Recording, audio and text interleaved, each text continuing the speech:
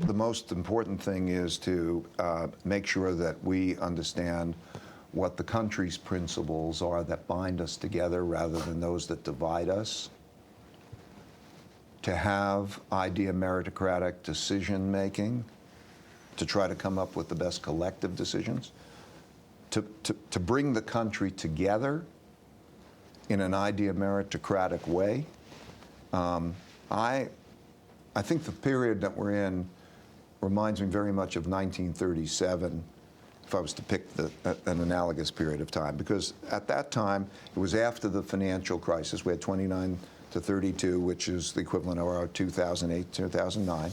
They printed a lot of money, asset prices went up, interest rates went to zero, and we had a large wealth gap which created populism, analogous. The central bank begins to tighten monetary policy.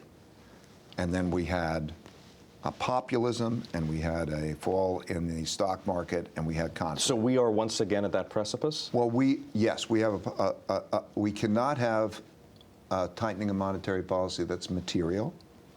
We have a very large wealth gap, a very large gap that the top 0.2% of the population's wealth equals the bottom 90% of the population's wealth. And it's not just wealth, there's a polarity. And this is a time where we have both of those things. If you can't have an economic downturn because socially and politically we could not stand an economic downturn, right? We will be at each other's throats. It's a threat to our system, right? So it's in many ways analogous, that those tensions, that conflict, I think it's in many ways analogous. So that's fearful to me. So when you ask what I would recommend the President of the United States to do, is to try to deal with conflict well, to bring people together, to not make one side in a battle with the other side, and to try to have idea meritocratic ways to get at the best decisions.